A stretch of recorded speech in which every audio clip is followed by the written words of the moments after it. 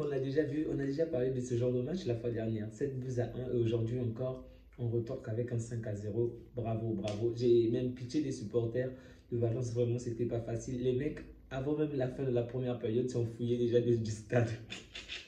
On était aux alentours de la 30e minute, voire 40e minute, mais les supporters partaient déjà. J'ai vu d'autres supporters sortir le drapeau blanc. Ce n'est pas une plaisanterie. Ils étaient en train de base une bannière blanche pour dire qu'ils arrêtaient, qu'ils abandonnent parce que c'était vraiment humiliant. Jouer à domicile et être aussi inexistant en possession de balle, en qualité de jeu, en termes de but. On a largement écrasé cette équipe. Et moi qui m'attendais à ce qu'elle puisse jouer au moins la carte défensive aujourd'hui, juste pour préserver ses cages, et maintenant je me trompais. Dès la 3e minute, Ferran Torres, le requin, nous a montré qu'il est prêt à bouffer tout le monde. Et aujourd'hui encore, il a fait un très bon match. Bravo, bravo, bravo, requin. Un remplaçant de qualité, il faut le dire en ce moment, c'est vraiment un remplaçant qu'il faut.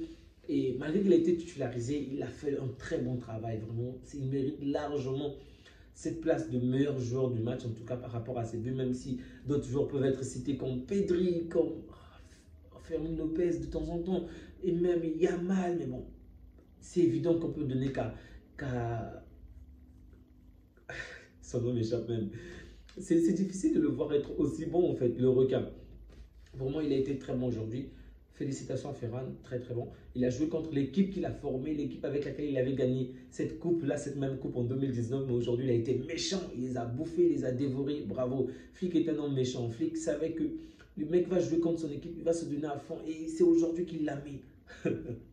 Donc c'était un match très facile. Donc je ne vais pas me mettre à citer chaque joueur qui a été bon parce que dans l'ensemble, on était largement supérieur à l'équipe adverse. Il n'y a pas réellement eu une réelle adversité. Et déjà même avant le match, le coach de l'équipe adverse a fait carrément comprendre que ce match-ci n'a peu d'importance parce que dans ce carré-là, il n'a pas sa place. Il sait très bien que même s'ils avaient gagné aujourd'hui, ils ne devaient rien faire face aux équipes qui devaient venir. Donc, il s'intéresse plus au prochain match puisqu'ils sont en train de jouer en ce moment même le maintien en Liga. Donc, c'est vraiment compliqué pour eux.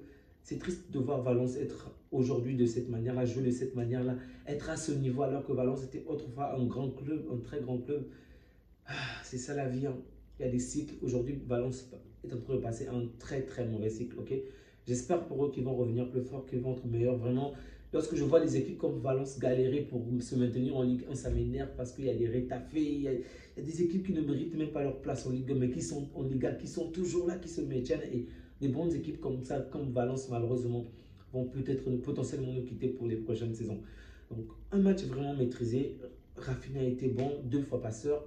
Yamal a été bon, même si dans l'ensemble, on n'a pas vraiment mis la pression. Ok, c'est vrai que la première période, on était largement supérieur à l'équipe adverse, mais en deuxième période, on a vraiment mis le pied sur le frein. Donc, le score était déjà de 4 buts à 0, sauf erreur de ma part, oui. Donc, la victoire était largement prise, donc il fallait plutôt s'amuser, faire calmer le jeu pas à pas. Surtout que le match se termine en mauvais terme parce qu'en fin de match, il y a pas mal de fautes qui sont commises contre nos joueurs. Donc, pour éviter que certains se blessent, c'était, je pense, que la bonne initiative de vraiment calmer les choses en seconde période. Donc, la seconde période a été plutôt calme. Ok, la domination du Barça était claire et nette du début jusqu'à la fin du match. On ne s'est vraiment pas inquiété. L'adversaire a été mis hors jeu au moins 13 fois. Et en dehors de ces hors-jeux, il a marqué, je crois, 2 ou 3 fois. Il y a même eu un penalty qu'on devait siffler en leur faveur, mais il y a eu une faute, un hors-jeu avant. Donc, ils étaient vraiment mal positionnés. Il y avait toujours ce petit truc-là qui faisait en sorte que X joueur ou Y joueur soit en retard. C'était très bon, vraiment c'était très bon. Koundé qui est toujours précieux, offensivement comme défensivement, il n'y a rien à dire. Kourbarsi, tu as l'impression qu'il a 40 ans d'expérience alors que ce n'est qu'un jeune gamin. On oublie trop souvent Kourbarsi, mais vraiment ce petit-là mérite qu'on lui donne un trophée digne de lui. Vraiment, je ne sais pas ce qu'il peut obtenir comme trophée aujourd'hui, mais on devrait concevoir un trophée juste pour Kourbarsi parce que, waouh, il est trop fort. Il est trop trop fort, vraiment il est trop fort. Au milieu du terrain, Pedri le magicien, ce n'est même plus nécessaire de parler de Pedri parce que c'est Pedri en fait, c'est la référence, c'est la base, c'est un... Même le mot magicien n'est pas assez, il est au-dessus des magiciens, Pedri est trop fort, vraiment il est trop fort. Le sang-froid qu'il garde, le calme qu'il garde, waouh. Rafinha qui n'a pas été excellent aujourd'hui, mais une fois encore, il est toujours précieux offensivement, avec les appels de balles de monstre. Vraiment, notre équipe aujourd'hui, surtout en première période, avec des appels de balles, waouh. J'ai été choqué. Vraiment choqué. On peut parler de la limite de l'adversaire, mais à la moindre action, ils étaient déjà dans le dos. À la moindre action, ils savaient comment se projeter. Oui, En seconde période, c'était toujours autre chose. Mais il faut tenir compte du contexte parce qu'au match aller, on a déjà gagné 7 buts à 1. Le match retour, on ne peut pas vraiment s'épuiser, sachant que Séville va arriver dans quelques jours. Donc, ça ne servait vraiment à rien de se donner à fond en deuxième période. J'ai vu Martinez vouloir que le joueur puisse le jouer encore. Mais mon frère, j'ai dit, toi, tu étais sur le banc, tu as eu pas mal de temps de repos. Et ils doivent se réserver.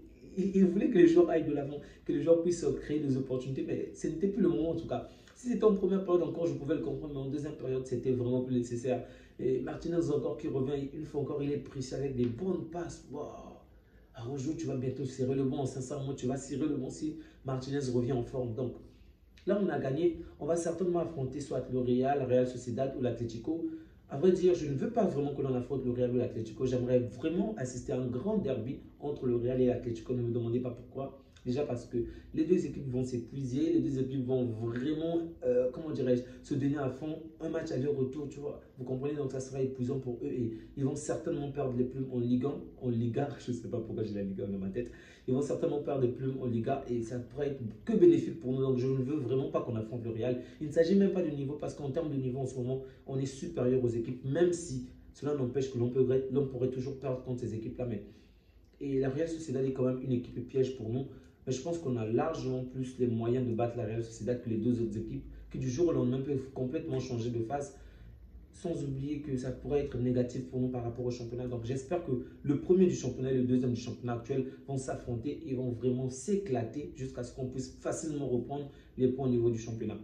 Les amis, c'était un match vraiment, on va dire, c'était pas très plaisant en toute sincérité parce qu'il n'y a pas eu énormément d'adversité. En première période encore, on prenait du plaisir à peut-être voir des gestes techniques, on prenait du plaisir à voir la domination, mais en toute sincérité, je pense que dans l'ensemble, on aime plus lorsqu'il y a une réelle adversité, lorsqu'il y a quand même des, on va dire, ces montagnes russes d'émotions. Ok, aujourd'hui, on savait déjà qu'on devait gagner, du moins. Moi, je m'attendais à ce que le match soit un tout petit peu plus compliqué, mais bon. On savait qu'on devait gagner, mais ça a été trop facile. Bon, toutefois, je félicite Flick, je félicite toute l'équipe, je suis vraiment satisfait. Depuis un moment, on n'avait pas vu ce genre de choses, mais on est en train de retrouver un certain niveau. Là, je précise, en Espagne, on est en train de retrouver un certain niveau et ça fait toujours plaisir. Les amis, on va s'arrêter là pour éviter que la vidéo soit trop longue pour rien. Prenez soin de vous ainsi que des vôtres et que Dieu vous garde. Et surtout, n'oubliez pas, je ne vous le dis pas souvent, mais n'oubliez pas, je compte sur vos likes, je compte sur vos commentaires pour que la chaîne progresse. On stagne parce qu'il n'y a pas assez de retour de votre part. Vraiment, faites des likes, faites des partages. Et des commentaires, ça me fait énormément plaisir. Prenez soin de vous ainsi que des vôtres et que Dieu vous garde. Ciao.